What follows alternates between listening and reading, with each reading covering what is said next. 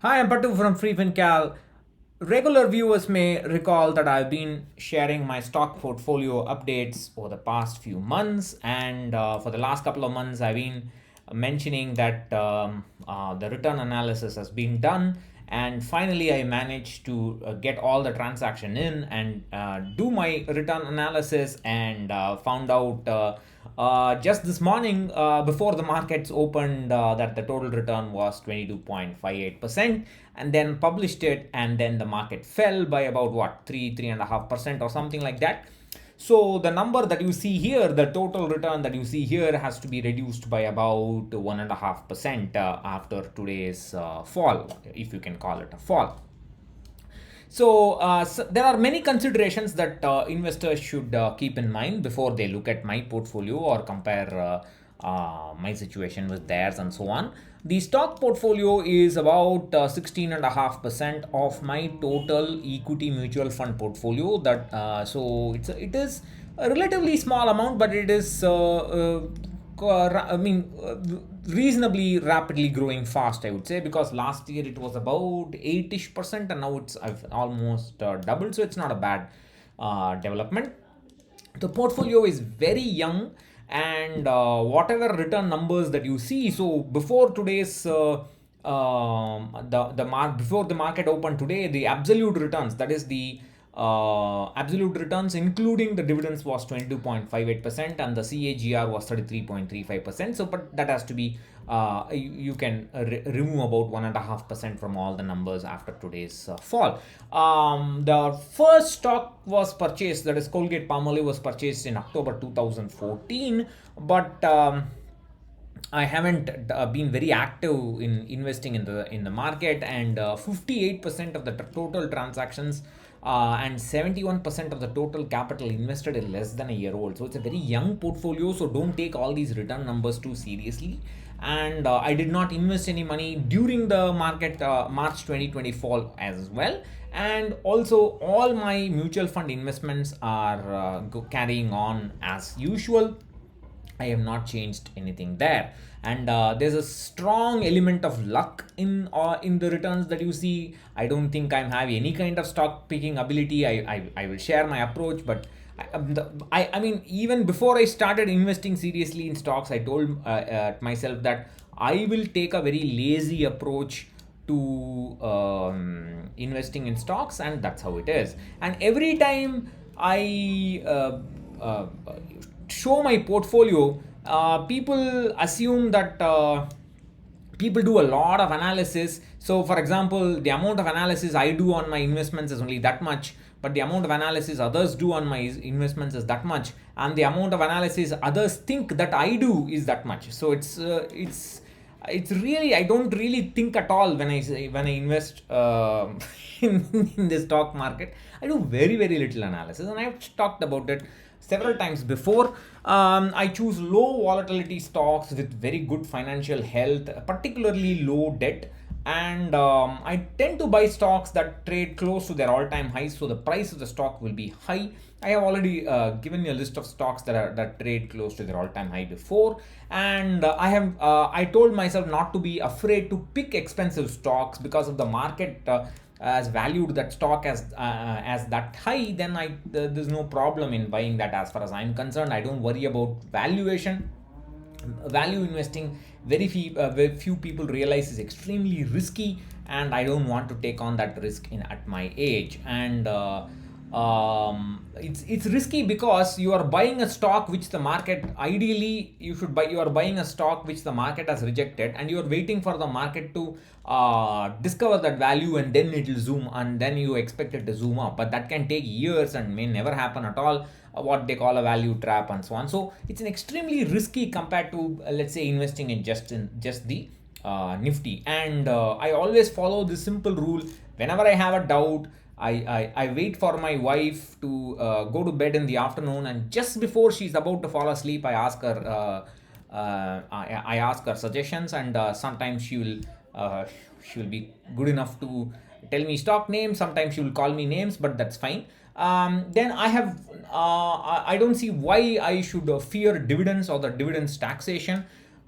there's no reason to reject a good company, just because it's paying good dividends. There's no point. And if the stock that you're holding today tomorrow has become a big stock and starts paying out dividends, it's not like you're gonna sell it. So it's I see no logic in saying I will not buy dividend stocks. I had stocks like IOC, Coal India in my company, companies like that in my portfolio. I had no problems with that. It's just that I made a huge rebalance for my son's portfolio, and that was a huge chunk of capital gain. So I thought I'll get rid of these stocks which were in red, so that that'll kind of offset the gains. So that's the only reason I did it. And I don't care about the dividends as long as the company health is fine. It's fine. Every stock investor who has been investing for the last 10 years, 15 years, they will definitely start receiving a good amount of dividends. Unlike mutual funds, there's no choice here. If the company gives you a dividend, you can't say go and invest it back. You can't say that. You have to receive it. You have to pay tax on it as per slab. There is no there's nothing you can do about it, and there's no need to fear dividend investing as many young investors think. The only thing is that you should be very clear that dividend investing does not represent anything extra. But please recognize that if the dividend is not paid, the gain is all notional. But if the dividend is actually paid, it becomes real profit. It becomes realized profit, and that is a way in which you can remove some risk off the table. But that's for older people like me. It can, and I have talked about it about how it can serve as a good source of income, especially for a retirement portfolio. Peaceful sleep is always the best form of realized gains, and that is the reason why I don't break my head about stock analysis. I just look at business health, low volatility, reasonable momentum, not very active momentum, but reasonable momentum, and just buy. Of course, not every stock will satisfy all this, but it's just what it is. So I have this video called Buy Stocks Easily Without Breaking Your Head. I would suggest that you go have a look at it. And I also have my simple stock picking strategy mentioned. And I update my monthly, the portfolio is updated monthly on YouTube. You can catch that. The tool I use is called simplywall.st. I have a paid plan, but the free plan may be enough for you. But the paid plan will give me screeners, unlimited stock reports. If I want to write an analysis, then it helps me to do that, and so on. And you can what they do is they give you a kind of a picture in what they call as a snowflake picture like this. So they give you a mark for the company health, they give you a mark for the past performance, future performance projection, value analysis, dividend analysis.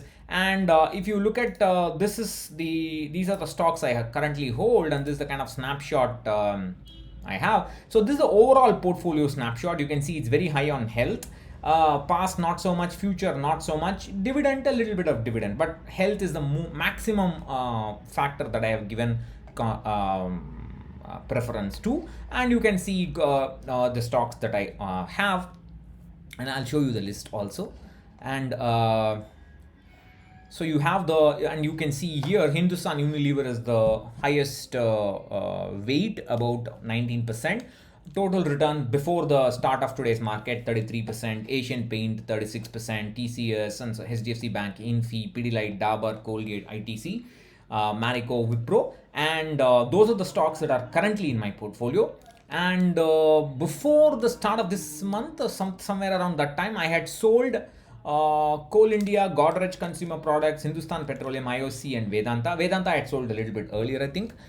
So these were sold off, and so that whatever losses I could just compensate with my little bit. This is just real, but I thought it's a nice way to trim down the portfolio. Nice opportunity to do that. So the portfolio age is only about 0.7 years, the average age. So it's not. So all these returns are really not relevant. Don't worry too much about it. And before the start of today's the stock markets, the total return from the capital gain was 21.4%. After today's business day, it has gone to about 20%. The dividends are 1.17%. That will not change.